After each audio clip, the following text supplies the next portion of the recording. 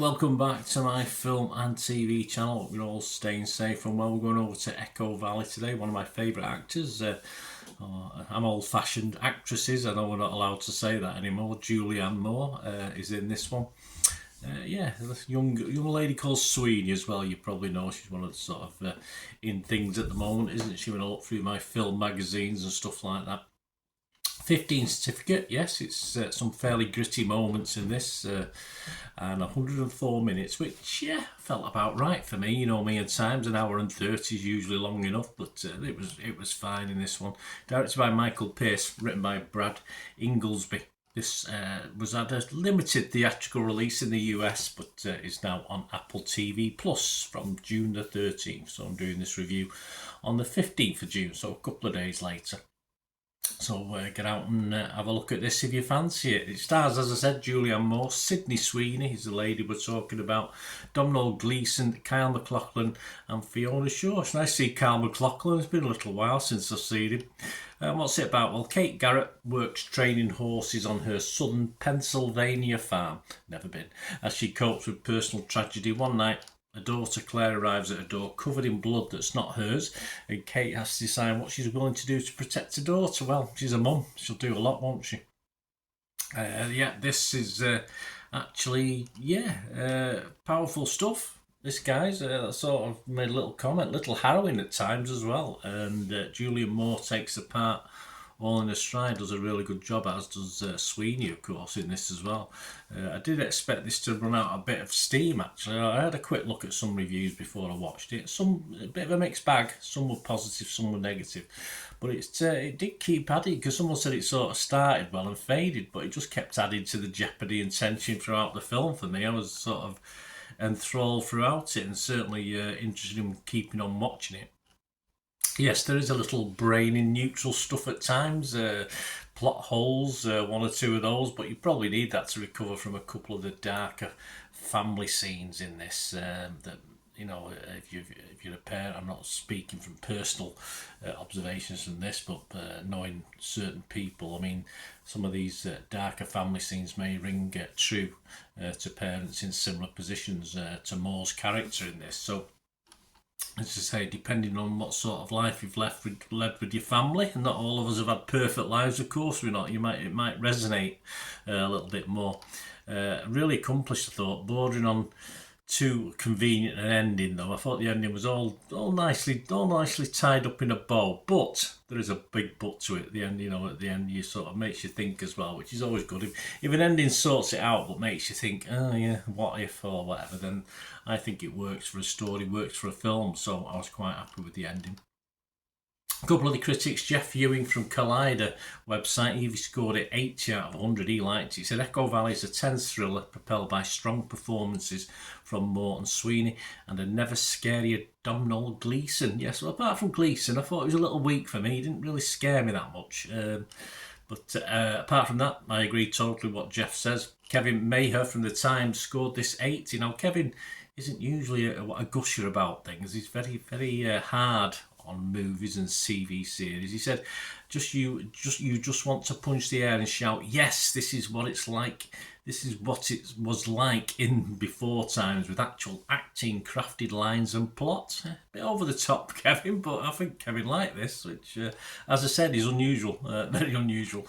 Lou Thomas from Empire was a little bit middle of the road. He scored it 60 though, which is fine. He said, an intelligent, sapphic tinge and superbly acted rural thriller with Moore, Sweeney, Gleeson and Shaw all on fine form, only slightly dampened by some blatant product placement. Yeah, I forgot to mention Shaw as well, didn't I? I do like the actor.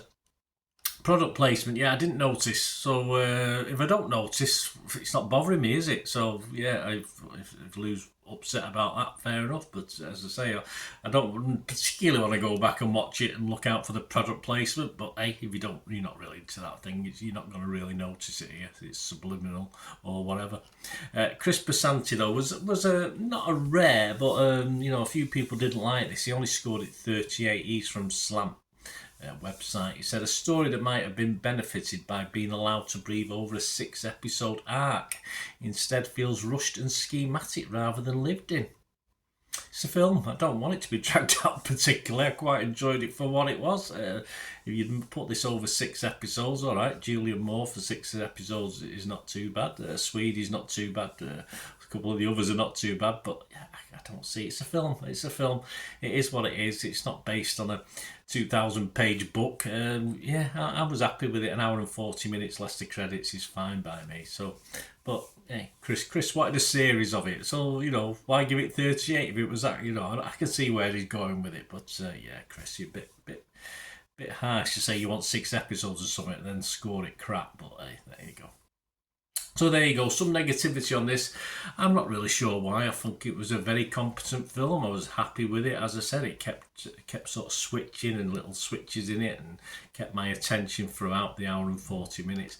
And I was certainly surprised at a couple of the twists as well, which is all nice, isn't it? And you want that. And a low budget feel to it. So within the constraints of what we get, I was quite happy with this. Other scores, Rotten Tomatoes, straight down the middle, 56 critics. 28 fresh and 28 rotten. Consensus of the website, Julianne Moore's committed turn and the relatable premise of how far a parent will go for their child gives Echo Valley some high peaks, but soporific plotting sends it sloping back down to routine territory. Yeah, I'm not getting carried away with it, so I agree with that analysis, I think. Metacritic, 54 out of 100, so not great, based on 16 critics.